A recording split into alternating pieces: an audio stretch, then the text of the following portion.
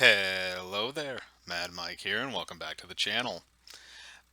So today I'd like to go into a bit of a topic that's been becoming more and more apparent over this current year for the box office.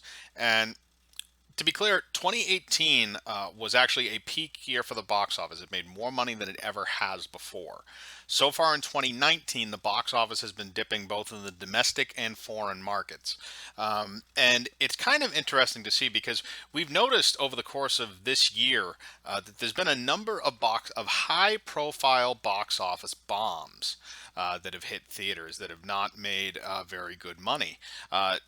To counterbalance that, there's also been films that have done very, very well, such as Avengers Endgame. But some of those movies are not counteracting what's happening with others. You know, you look at stuff like Dark Phoenix, which failed miserably. You look at stuff like Hellboy, which did terrible. You know, even stuff like Alita that was good basically just made its money back, and the same with Detective Pikachu. You know, even the good films, even the films that are getting positive reviews, are not necessarily making back the money that they want them to make. And you look now too, Men in Black International has not been doing very good, and other franchise films. And this goes back to a video I made before about the idea of franchise fatigue, and I stated in that video I don't believe that franchise fatigue actually exists. I think it's franchise stagnation, which is the product that you are getting is no longer innovative and it's no longer garnering your attention. It's the same thing over and over again, and because of that stagnation, because of the laziness of the writing and the creative processes with a lot of these sequels or reboots and stuff like that, people are not as gravitating so much towards them anymore because they've already seen it. It's the idea we've seen it once, we don't need to see it again. Um, you know, there in the past there have been nuances with sequels and stuff like that. You know, slasher sequels in the 80s. Oh, you know, how's he going to kill people this time? I mean, it was the same thing over and over again, but eventually they bled off because people got bored of it. You know, you couldn't make it original anymore, and that's why slasher films today are very, very rare to come by. Good ones, anyway. Um, you know, it's not like the 80s where there were, you know, half a dozen of them coming out every single year because they knew they could make them and they could make them good. Now, I have a problem when people make this argument towards superhero films, um, simply because I think that superhero films have not been experimented with enough to say that they are becoming too prevalent in terms of stagnating the box office. Uh, and you know, you can throw Endgame out just because it was a lead up to many, many things, and they left off a cliffhanger with Infinity War. That's why that movie made so much money. You can leave off stuff like Captain Marvel because it was a precursor to Endgame, and everybody thought they were going to get some kind of secret stuff with it. In addition to the fact that it was coming out with very little competition, and I think that's the reason why that movie made a lot of money. I think Spider-Man: Far From Home, even though I believe it's made over 300 domestically already, 300 not domestically, 300 million worldwide.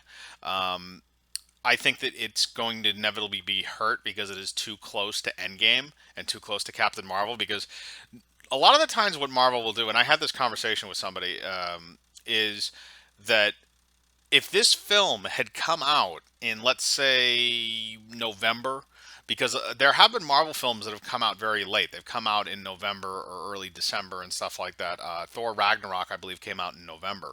Um, and if you would put it out then, I think you would have had enough of a buffer zone where people weren't going to be so. Because the thing is, you went into Endgame and it was so good, and then you fell off of that, and you're like, okay, okay, you know, I'm ready for what's next, and then it kind of makes the next thing less spectacular, even though it might be a good film.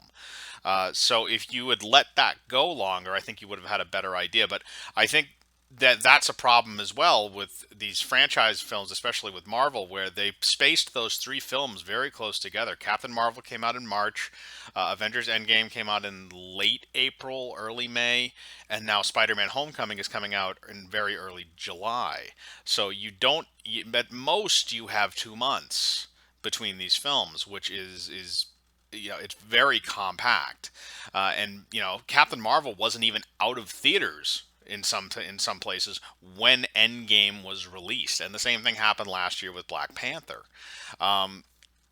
But I think that's a problem in and of itself. I think that if you space those films too close together, you're going to start eating your own profits, and that's not a good idea.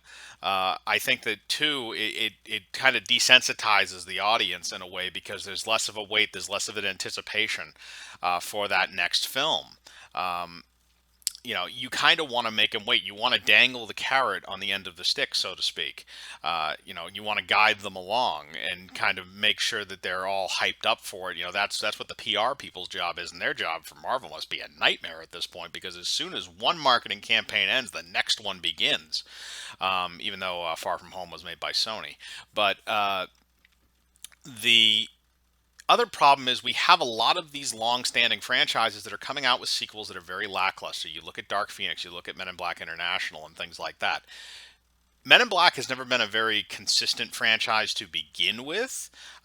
You went 5 years in between the first and second entries, and then 10 years between the second and third entries, and now I believe it's been another 7 years since the third entry, and now this one, which is basically just a reboot, a soft reboot with Chris Hemsworth and Tessa Thompson. But the thing is that you're seeing moviegoers become less and less enthralled with franchise films because that's what Hollywood wants to do now. They all want to copy the Marvel method because they see how much money they're making. So all of these other smaller studios are looking at whatever franchise films they have and trying to, if they're not already still doing them, like Fast and Furious, for example, they're going to try and dredge them up. And try and market them as much as they can because they want to get the most money. And viewers are becoming less and less enthralled with that. Because I think the MCU is still going strong, but they're going to need to space things out a bit more in the future. I think that they can still make it work. I think they can still make it work going in. I think they're going to have to experiment more in the future as opposed to staying to the quote unquote Marvel formula. I think they should experiment in the future, maybe have some rated R films or things like that. Stuff that maybe delves into other genres like horror or thrillers and stuff like that a bit more rather than going for the kind of action comedy route, which is what the kick they've been on lately for the most part. But when you look at the other films, you had stuff like Dark Phoenix. It had a lackluster predecessor in Apocalypse that did not make a crap ton of money, and then all the stuff leading up to it, it wound up just destroying itself. And you have movies like that are triple A budgets, movies that have they cost $200 million to make, and they're going right in the tank. And then you have other movies that are original properties that are not being advertised as well as maybe they probably could, or maybe they're just not being attractive enough to people because people are just put off by certain things at this point. Alita Battle Angel, that basically made a bit more than, I think it made a little bit more than what it would need to break even. I think it did make money, but it did not make much more money. And then you had films like going on down the line, you had films like Hellboy, which was touted as this big reboot. It was going to be rated R. The trailers were actually fairly good. And then the movie turned out to be a complete disaster because they bait and switched. And this is the other thing, is that movie studios are starting to lose the trust of the viewer. Let's put it that way, the trust of the moviegoer. Because a lot of the times with these trailers, we have false advertising. Again, kind of like the Hellboy trailer where they tried to market this thing as one thing, and then it turns out after you get into the film, it's a complete piece of garbage. And they'll put out films that are rushed or things like that. Obviously Dark Phoenix had a terrible production cycle, and we found that out after the fact, that it was a real hack job. You can look at other films too. Even though Detective Pikachu, people put a lot of effort into that, it basically, again, made its money back, essentially. It didn't make too much more than that. I think the final box office for that was close to $400 million, which is a bit of a profit, but it's still, breaking even was probably around 300 to 350 million, because I believe the production budget for that was around 150. But the whole idea is that people are becoming disenfranchised with Hollywood more and more and more. And the more you start seeing remakes and sequels and reboots, nobody is doing anything original. Nobody has done anything original for a number of years at this point, and it is weighing very, very heavily. It is going to start weighing very heavily on people. Now, so far this summer, the box office is down 7% from last year, and the Chinese market, more specifically, is down about 2.8% in the first 6 months of this year compared to last year. Now, here's the thing: is that the American market, domestically, that's where movies make a majority of their money, is the domestic market, because there's a lot of money allocations from foreign markets. You can see a movie. I don't know how much exactly the movie studios take in from foreign markets, but it is smaller than what they take in from domestic, and they work that out with the theater chains and stuff when they distribute those films. But to see a dip in the Chinese market is very troubling, because the problem there is the Chinese market has been something that is growing and growing and growing, and basically the film industry is almost banking on the Chinese to kind of substitute the domestic market at some point, because there is so much untapped potential there. And the problem with the Chinese market for Hollywood is the Chinese market doesn't eat up the shit that they put in front of the American market. They don't eat up the diversity stuff. They hate the diversity stuff. They hate, when it feels like certain things are being pandered to. That's why The Last Jedi made dirt in China. It made absolute dirt there, and it was out of theaters within a week. That's the Chinese hated that movie. They despised it. You saw other stuff like when I don't believe Captain Marvel did very well there. I think there was something along the lines. I think the Chinese people were saying that that Brie Larson was not attractive at all, and they should have a movie star should be attractive. And it's kind of one of those things you notice with when you see uh, clips come out from Chinese moviegoers when they're watching American films, and they're curious, like, and they don't mince words when they talk about some of this stuff. If they think a film is terrible, they'll just rip it apart on camera. They won't be nice. They don't care. And it's kind of like, it's one of the most honest opinions I think you can get about a film, is to ask some of the people that have seen it out of the Chinese market. But the thing is the Chinese market has been growing significantly since 2011, to the point where U.S. film studios are pandering to China in order to get more money, and the fact that it is dipped is concerning, because that market should be going up and up and up and up and up, because it's been going up exponentially since 2011.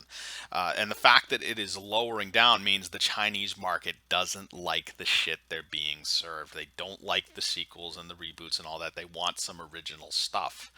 And the Americans do too. And again, that's why we see that there's a little bit of a dip. And as we can see throughout the rest of the summer, we're going to be seeing more, franchise and spin-off films. We're going to be seeing, some of the Disney stuff that comes out later, like Lion King. I can't remember. Yeah, Aladdin's already in theaters.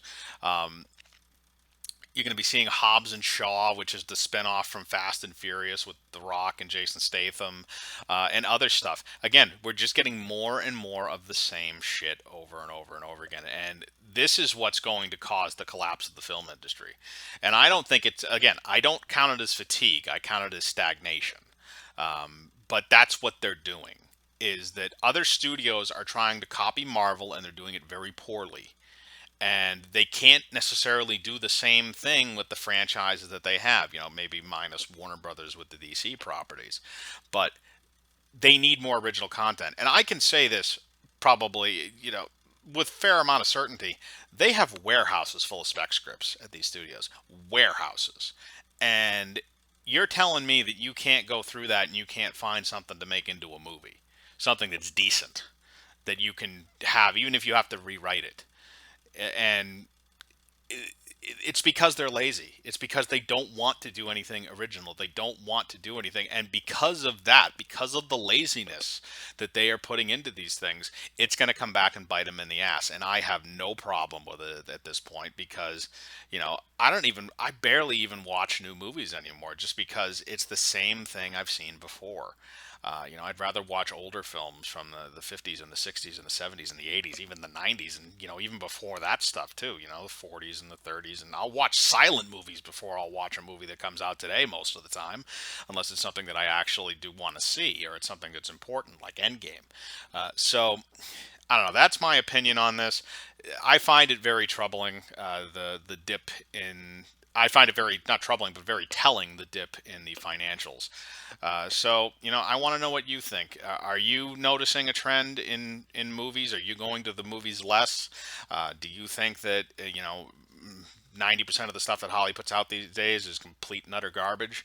I want to know your thoughts in the comments. It's nice to read and know what you're thinking. Hit the bell for notifications, hit the like button, subscribe, and remember, I live my life free of compromise. Do you?